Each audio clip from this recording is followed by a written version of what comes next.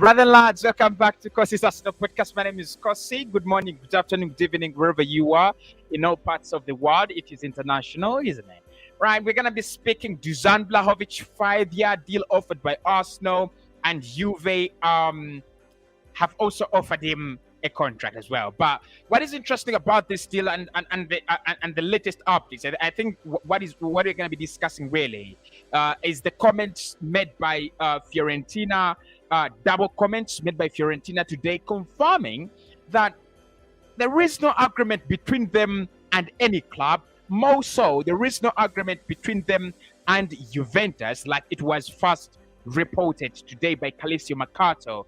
So they do not have an agreement between them and any other club. They do not have an agreement between them and Juve. We're going to be trying to travel through the stories as they have been piling up today. Obviously, we have that Thomas Partey apology. We're gonna dive into it, drive through it as well. Bernd Leno also on the verge. We are on the verge of bringing in a new goalkeeper as well. So we're gonna be speaking much. But of course, allow me to say, good morning to you, good afternoon, and good evening, and thank you so much for supporting the channel. It's not that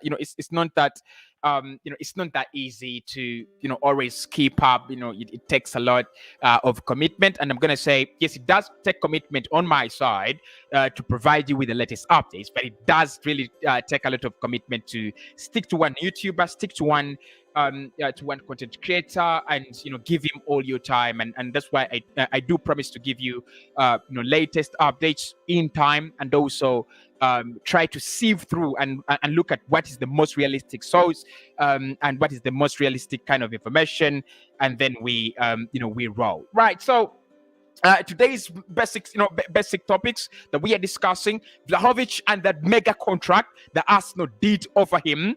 We're going to be discussing that mega contract and try to break it down, and why I think it is a very, very ridiculous idea for Arsenal to offer a 20-year-old, a 21-year-old, almost 300,000 per week. It's one of the worst gambles we can never make. I know how good he is, and I'm one person that needs no second invitation to understanding how good Dusan Vlahovic is, because we'll dive that into that a little bit later. And Thomas Partey as well has come out and apologized for that red card, and he was saying really that he was trying to make things better. He was trying to help the team. I think no one will actually talk about Partey in a negative way. I think it was absolute good spirits for him to try to come and help the team, although it really didn't actually work out. And a couple of things really, right? So get involved in the comment box and tell me, do you think Dusan Vlahovic lies? And I'm really serious on this one. Do you think Dusan Vlahovic should be earning 300,000 per week at Arsenal? Should we make him the second highest earner behind Pierre-Emerick Aubameyang, and that makes him Arsenal's highest earner if Aubameyang leaves the club this January or even in the summer? So should we make him one of the most paid players, above Odegaard, above Saka, above Smith Rowe, and above Fiorentina and Thomas Partey? Should we? I mean, is it a sensible move? We've talked about the money. We've talked about splashing the money on the table for him to change his opinion and that of his agent. But 300, that is over the top. That is absolutely over the top. We're gonna be let's discuss that, lads, right? Let's discuss that on this on the show, and then later we'll try to dive into Leno, right? So let us start with Thomas Partey. Partey has actually come out and apologized. Has actually put out a very interesting. I mean, it could be emotional if you want to term it that, but he's come out and put out a statement on his Instagram and trying to clarify or trying to apologize, as I think I should call it that, for getting that red card and things not really going the way he had planned while coming on on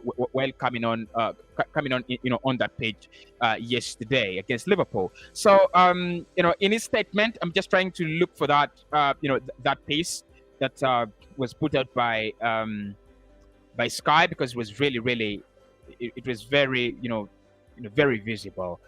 This is what Thomas Partey has said. He has said, "I'm responsible for anything that happened, and I will take the critiques. I should be more intelligent, not to get in a challenge already booked. But this is my personality. I like to fight for every ball." And he says, "I love this club. I love my country, even though things sometimes don't happen how I wanted. I will continue to work harder and make things right.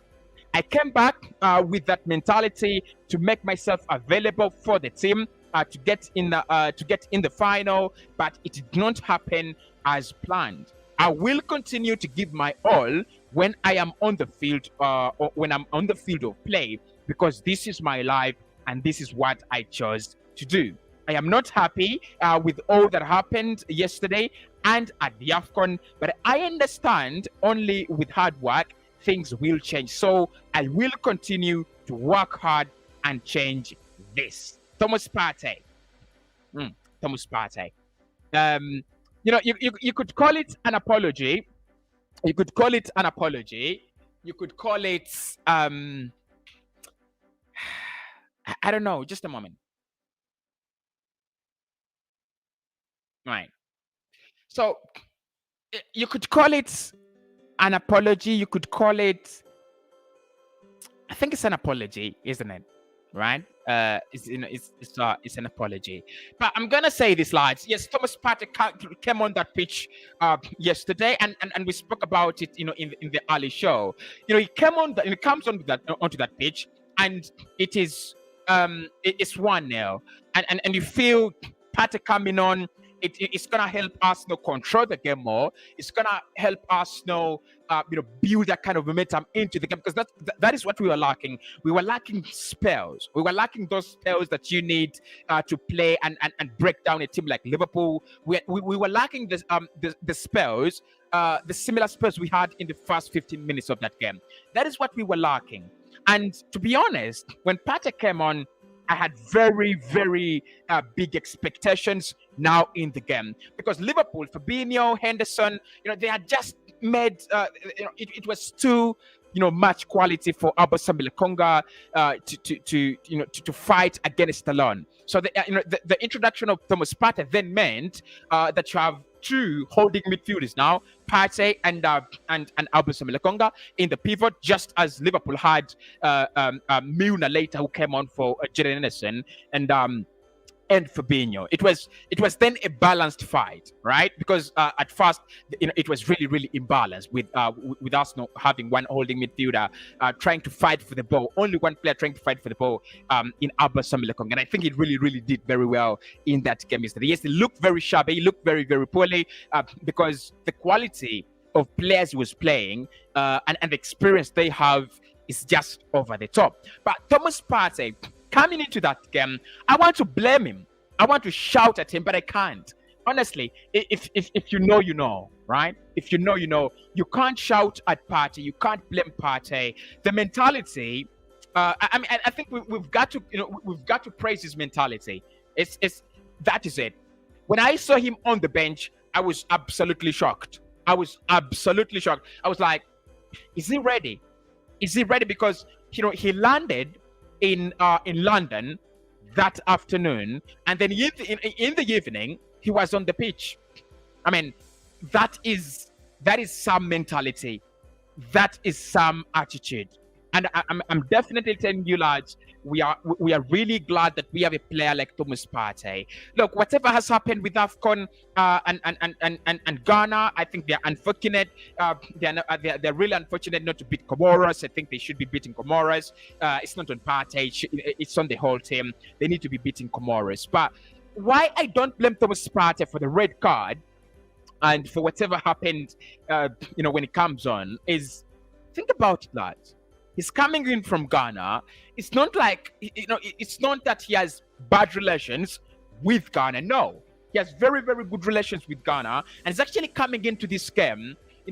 At the back of his mind, he's like, let me take Arsenal to the final because I failed to do it with Ghana. That is the mentality, right? And if you look at the two challenges that actually, because I think, look, the first one, yeah, he stands in the way of is it Nicola Williams or Gordon? I don't remember. I think it's Gordon, and he loses the ball and then he tries to win it back in an illegal way. And I think it's not a red. For me, it's not even a yellow card in the first place. It's too harsh. Yes, it's bookable, but it's too harsh. I mean, that is his first time, to offend. That is his first offense. It's too harsh, right?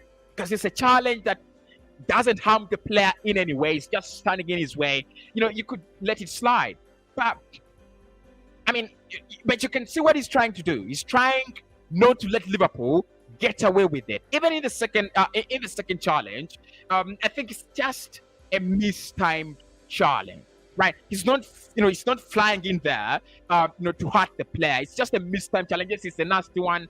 It's a bookable one. You can't defend him on the second one, really, because himself he says it that I'm responsible for anything that happened, and I will take the critics. I should be more intelligent not to get in it, in that kind of challenge while I am booked, right?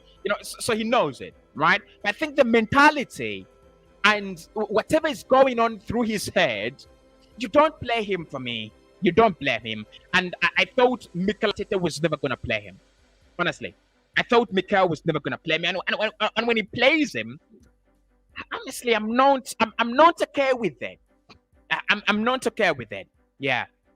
I'm really, really not okay with it. But I would love to, I would love to get your thoughts on this one. Yeah, I'd love to get your thoughts on this one. What do you think? Do you think Partey was really, a disgrace, or do you think he was, because look, things didn't turn out the way we wanted. I can't really talk about the whole game because that would take really a lot of time, and this is the transfer show. But if you look at Partey before coming on and Partey after coming on, there was not much difference. We gave Liverpool, so much liberty. We gave them, we gave them so much power. We gave them so much freedom. They ran the channels. They did everything in that game. Apart from the first 15 minutes, I'm gonna say Arsenal, there was no fight. Yeah, there was no fight. That is not the Arsenal I've seen against City. 90 minutes fighting. From minute 1 to minute 90, and look, you give credit to Jota. There's so many factors that are into consideration into that game. Players coming in from Omicron virus, variant, and they've been affected. I've been affected, by that virus, and I know what it means.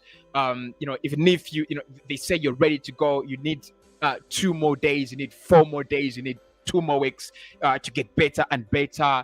So look, Partey, we can let that one slide. He's not available for Burnley. I think Burnley is not a midfield battle. No, but in that Burnley game, it is whether you have a good Partey or not, whether you have Xhaka or not, you can control that midfield. You can control that game. It is going to be how lethal, how clinical are you in terms of creating chances in your shot creating actions, and also in barring those chances. If we can be that, if we can do that, we can beat Burnley, honestly. So Partey's apology accepted for me. Yeah, as someone who understands what it means for a player, who plays for Ghana, and we know the kind of reputation Ghana have in African, and in Africa. I know what he wanted.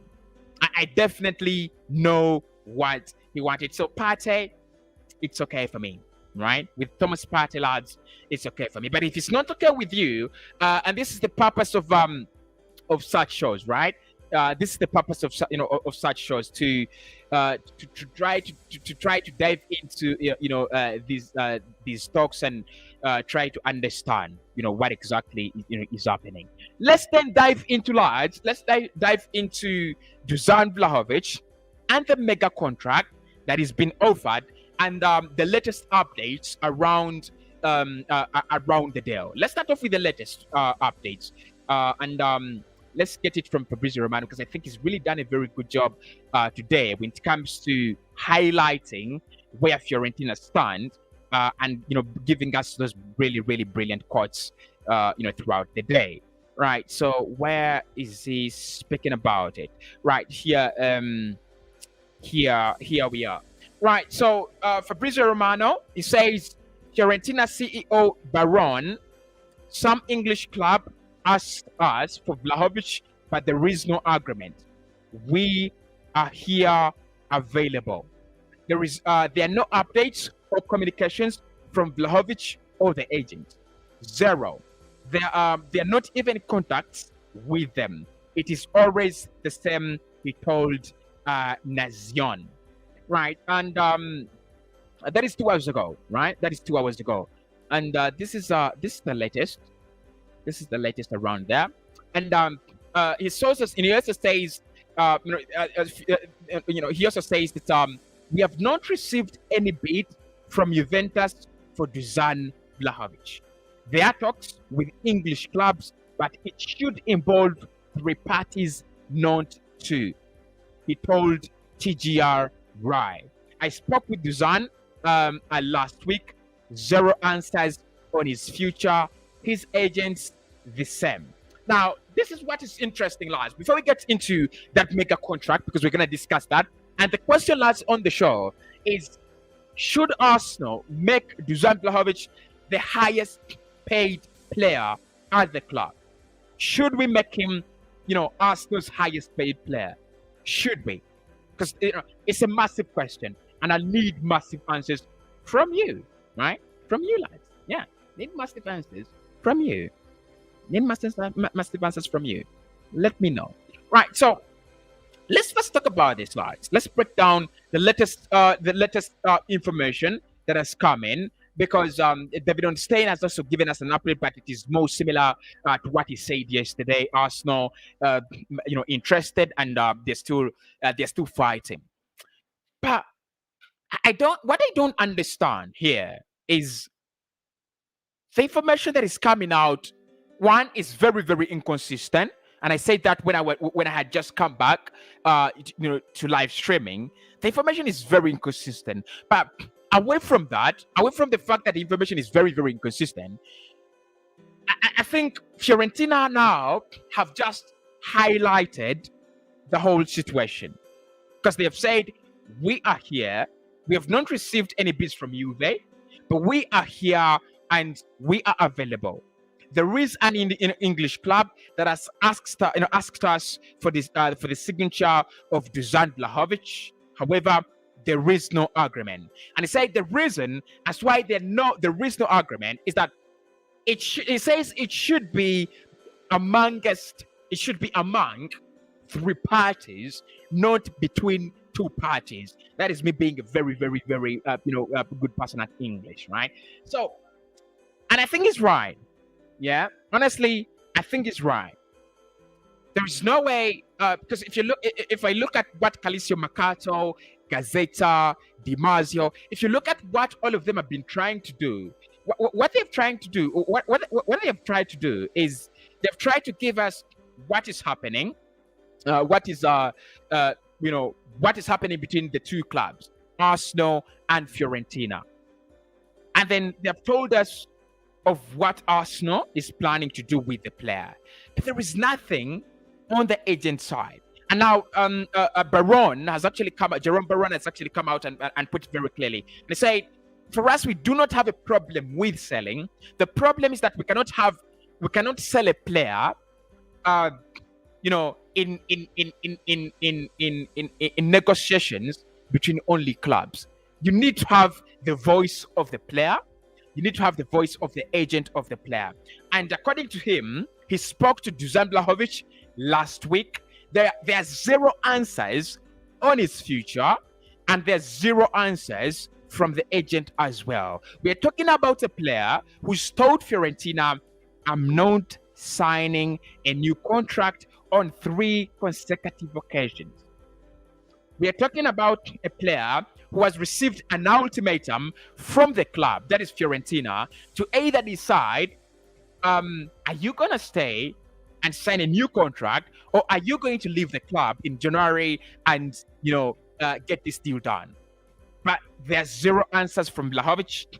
There's zero answers from the agent. Now, Calcio Mercato, they have said that Arsenal have offered Dusan Vlahovic a 5-year deal, and in that one, because Calcio Mercato, they become controversial, so controversial in this deal. But they're saying that Arsenal are willing to make Dusan Vlahovic the highest paid player, if not the second highest paid player before Aubameyang leaves. The moment Aubameyang leaves, he automatically becomes Arsenal's highest paid player. And information that I've seen shows that the player has been thinking and contemplating whether to accept that deal or not. Interesting, really interesting, because I've seen so much, right? I've seen so much, and what I don't understand really is, what is the point? What is the stumbling block? That is what no one tells us. They've said Arsenal are willing to pay the 10 million euros, of the agent. Such stories have come out. Vlahovic, Arsenal willing to make him Arsenal's highest, paid player. Those stories have come out. So what in the heck is going on? Right? What in the heck is going on? But guys, then let's first discuss Vlahovic's contract. At the moment, he's earning £25,000. £25,000 at Fiorentina. Arsenal want to multiply that by around 15 times. No. My opinion there, lads, is no. We might agree, we might disagree, because that is what this channel is made about. We agree, we disagree, we quarrel, we agree, we do everything on this channel. We are fans, right? We are fans. We get stories around our club and we discuss them. In my opinion, Vlahovic, 77 million euros plus 8 million euros per year. No. Arsenal, that is desperate. That is acting desperate, right? We've talked about our non-negotiables, haven't we?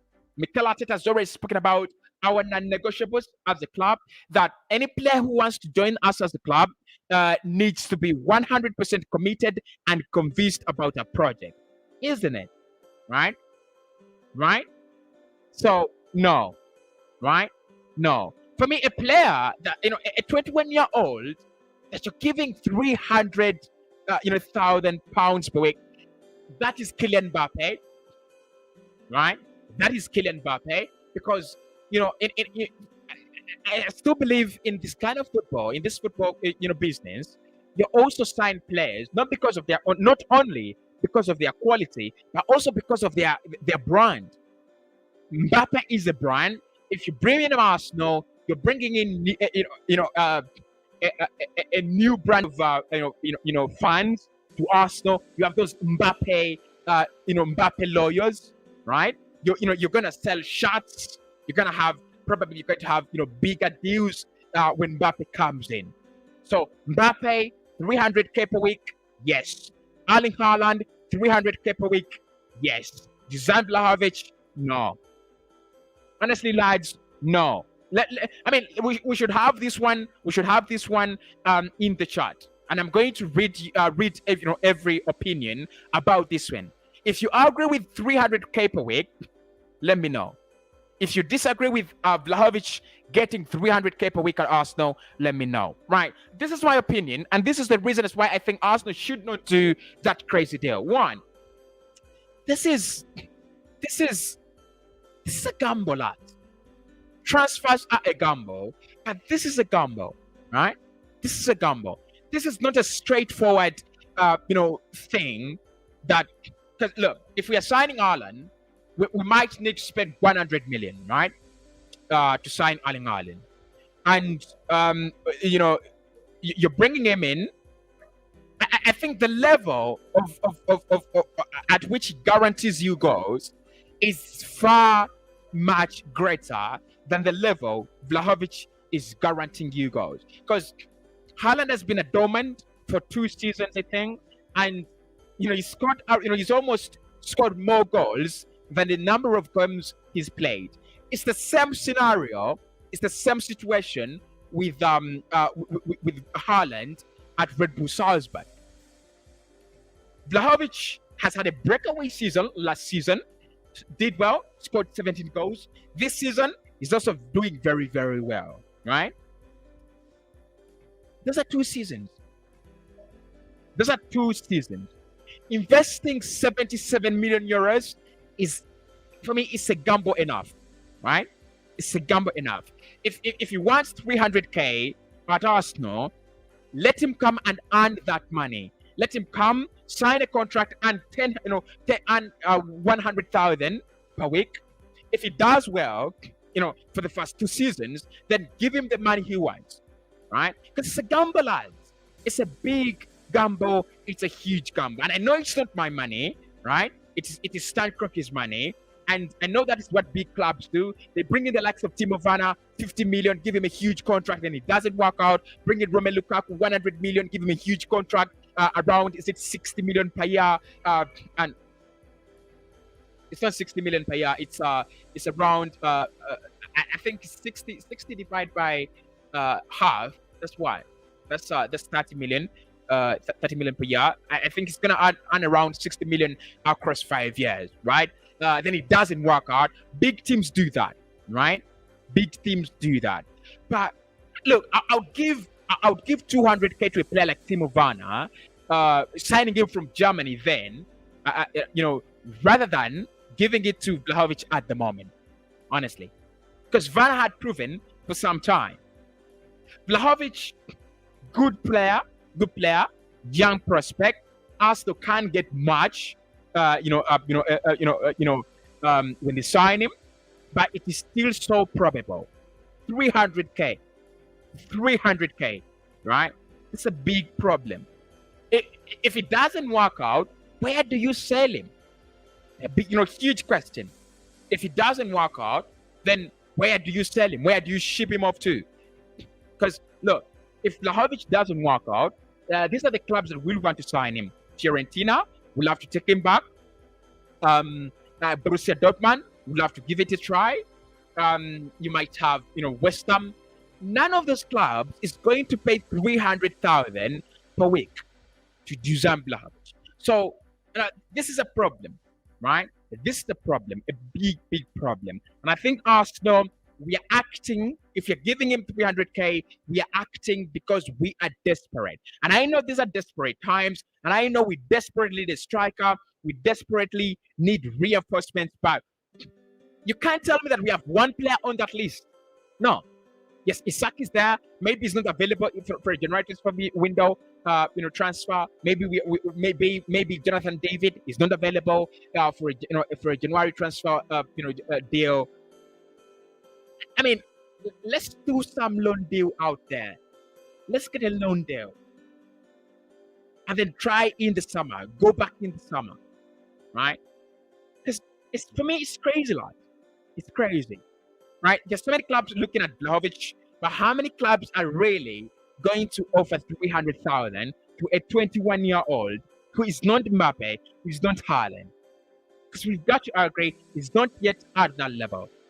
And we are desperate. I think it's a mistake, lads. I honestly think it's a mistake. I want him at Arsenal. I desperately want him. But 300k per week, it is Arsenal acting because they are desperate. We made that mistake with Pierre-Emerick Aubameyang, and we shouldn't actually make it with Vlahovic. If he wants that money, if he feels he deserves that money, let him work for it. Yeah, that's it. Let him work for it. Let him come at Arsenal and say, you know what? I'm your striker. I'm the new striker. I'm the face of the project. I'm gonna perform at a top level for 2 years. I perform at the top level for 2 years. Then you give me the money I want. I would be absolutely fine with that. I'll be one of the first people say, give the boy the money he wants. Look, at the moment, if Martinelli and Saka ask for 100,000 per week, I'm okay. If they ask for 100 and 20,000 per week, I'm okay with that, right? I'm definitely okay with that. Desan Vlahovic, no, lads, no. I'm not okay with the idea of him getting 300,000 Arsenal per week. 200,000. I feel like that is, that is okay, right? I feel like that is okay. 200,000. Because with 200,000, if it doesn't work out, he can then move to a club like Dortmund, who can pay him 100,000. He can take a wage cut. But when you're adding 300, you can't take a wage cut from 300 to 100 or to 150. That is 50%. But he can go to Atletico Madrid if he doesn't work out at Arsenal, and they can give him that 150,000 from 200, and it's still good wages. So, lads, for me, Arsenal, we are desperate, but let us not be. Let us not be. Let us not be that desperate. 21-year-old, 300k. I'm not in. I'm not in. Definitely, I'm not in for that. But let me know, lads. Let me know in the comments below whether you are, you are in for that, right? Because I need to know. Are you in for that? Do you think, Arsenal should be, offering that much? I definitely need to know. Definitely, I need to know, and I would love to, engage you lads, on this debate now. Right, Arsenal should not give Vlahovic 300k per week. That is too much. It's too much, and it's a gamble. For me, it's too much of a gamble, lads. It's too much of a gamble. It's too much of a gamble. It's too much of a gamble. It's a risk. I know Arsenal will be willing to take that, and I might not have huge problems with that, but it's a gamble that we can do away with, right? There's so many good strikers out there, by the way, right? Yes, he's our priority, and you can see Arsenal trying to do whatever they can, to get him as their priority. But there are other strikers out there. Please, please, don't rush. Don't rush. We don't want to crash. So, Anu always on my side there, my man, as well. But I need to, let's see what other people are saying. Andre says 300k, really? If you're Facebook, please make sure you do, comment. Your comments will be coming through. And of course, do subscribe to our YouTube channel, because that is where most of the content is. Nico says 300k per week for Vlahovic is too much, right? And then Anu says, if Arsenal don't want rankers with the team, don't give Vlahovic 300k. No Saka will ask for 300k as well. Smith Rowe will do the same as well. And I think that is the problem. Yeah, that is the problem. Thank you so much. Thank you so much, Vlahovic. Oh my God, Dave. Thank you so much, Anu. Thank you so much, Anu. That's a great point. When you give Vlahovic, a player who's done nothing for this club, Saka, who's put us into a will be like, right, so it's a 300k party. I need my share there. Madel will be like, Klopp say that I'm fascinating, I'm outstanding. Give me 300k. What do you think? Odegaard will be like, next season or on his contract renewal, will be like, you know what, lads? I think I deserve 300k like Vlahovic. I mean, it's that problem that we are gonna create, and it's one that we can easily do away with. Like, we can do away with it 100%. So look, Vlahovic, no. Vlahovic, no. 300k for me, lads. No, but I need to know. I need to get other opinions there. From you people, what you think about here. Julia says, I agree, because he is still a very, very young man. All right. Solomon says, let's leave this guy alone. Arsenal is bigger than this Dusan boy. uh, I've said it by the way. Nico says, "Why Arsenal forcing a player that does not have the club at heart? A player who doesn't want to play for that." Look, I think the non-negotiables that we talked about are under jeopardy, aren't they?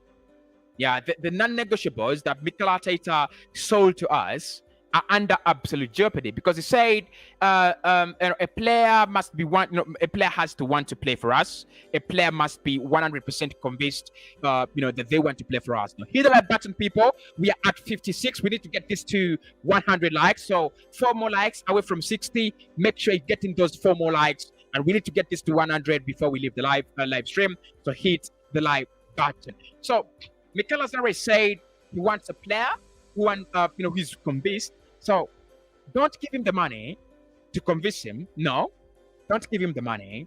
If he wants, let him come, right? If he doesn't want, let him stay wherever he is. Absolutely. That for me, that's the point, and it's non-negotiable as well. All right. I'm watching you, bro. This is our Collins. Thank you so much, Collins. I'm absolutely lucky that I'm on your screen.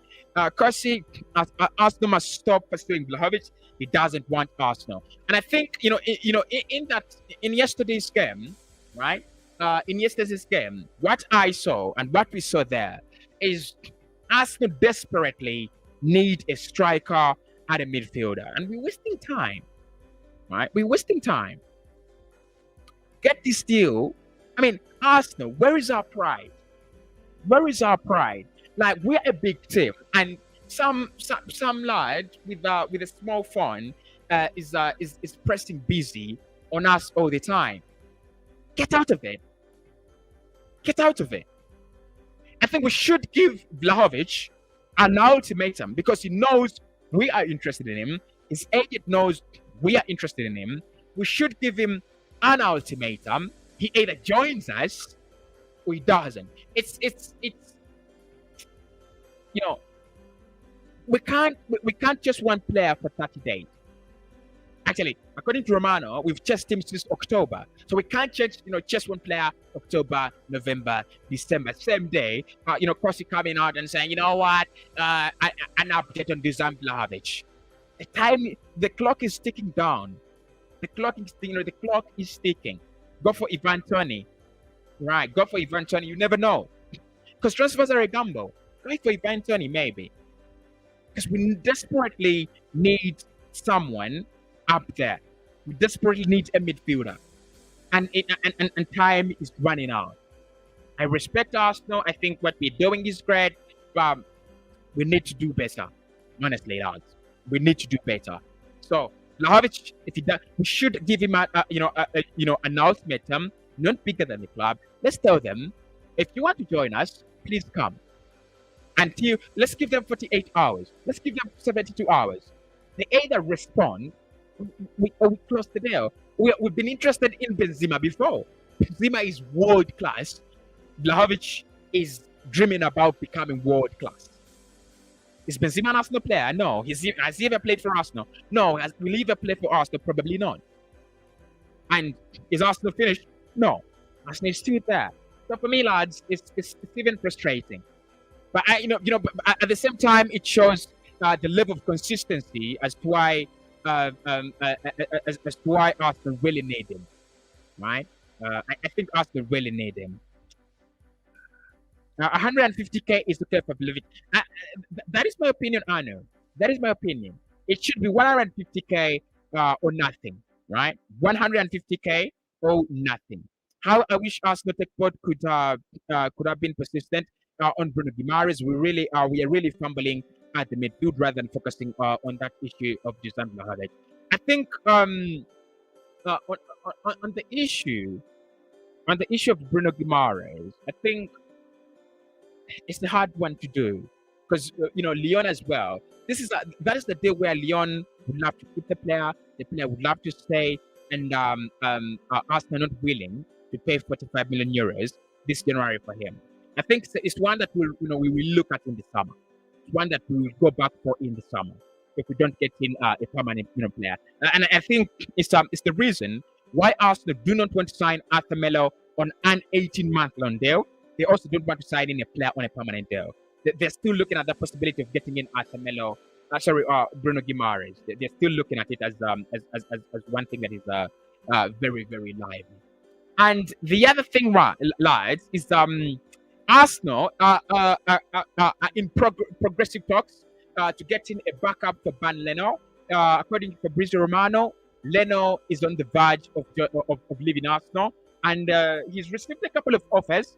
According to what I've seen, he's received a couple of offers from two Spanish clubs. We don't know the clubs yet, but two Spanish clubs have been confirmed to be interested in Bernd Leno, and then one Premier League club, that is Newcastle. Talks are ongoing between him and Newcastle, and offers have already been made by Newcastle, and I think it might happen. Honestly, I think it might happen. Right, just a minute.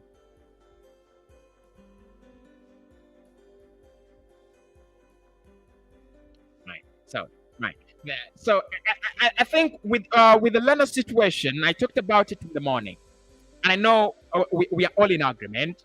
Leno is not going to come back in that first team spot. He's not going to be our first choice goalkeeper, because it looks like Ramsdale has a bigger package to offer than Bernd Leno, especially in terms of playing out as a goalkeeper. And being comfortable when it comes to passing and playing with your centre backs and also your defensive midfielders. Is that good? So I think Leno is looking for that outlet. He's looking for that opportunity to go out and play more football, so that in the summer, in November, not in the summer really, but I think still summer. November, December, he can actually go out with Germany and have some time. So Leno, in my opinion, should go to Newcastle. Yeah, I think that's a good deal for him. He should go for Newcastle. He should go to Newcastle. Very, very good deal. He's going to be their first choice goalkeeper until his contract runs down. He's one goalkeeper that is so good that he replaces, Dubravka 100%. He's so clear of Dubravka, right? So Leno, you have that, and Arsenal are looking at Matt Turner as the replacement, and that deal is actually very, very close. So if anything develops out of there, then I'll be the first person to let you know in that regard. We are at 71 likes. Please make sure you do hit the like button. Make sure you hit the like button. We are 29 likes away from our target. So please make sure you hit the like button. Right? Make sure you hit the like button. I would love to get some more comments from you in the chat. Another Arsenal need Arsenal need two midfielders at the moment. I think what we can afford at the moment is one midfielder. I think what we can afford at the moment is one midfielder. But I agree with you, definitely agree. And then Arsenal, if we can get in two new midfielders, that is massive, right? That is massive. People, you're not hitting the like button. You're not hitting it. We had 72 likes. Let's hit the like button. 8 more likes to 80. That would be massive. 8 more likes. Let's get let's get those in. We are 100 people watching. Let's get the like button smashed right now. Right. So look. Jonathan says, can't we focus on Alexander Isak and Jonathan David? Why only Vlahovic? I think that's the point. For me, I think that's the point. With Arsenal, just look at other options, right? Try to look at other options. Look elsewhere. Look elsewhere. Simple as that, lads. Simple as that, lads. But anyway, lads, I'm gonna call it a show because I'll be back to speak about our upcoming fixture there. So. Why is it so easy for Arsenal to let a player go out of the club than buy? And it's not easy, by the way. We've really, really struggled to deal with our deadwood. So it's not easy either, right? People at Mailbet are saying, please do bet with them. That is their message.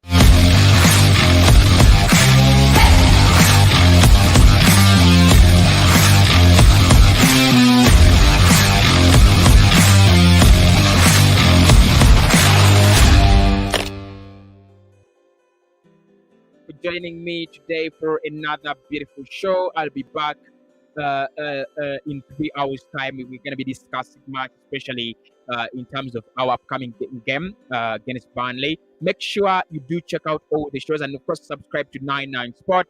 I put out a video of all done deals in January, and I've spoken about Arsenal as well, so make sure you do check out the channel. I'll speak to you right in the next one. We must smash the button, people. Let's get 3 more likes to our target. 3 more likes. Please do that and allow me to speak to you right in the next one.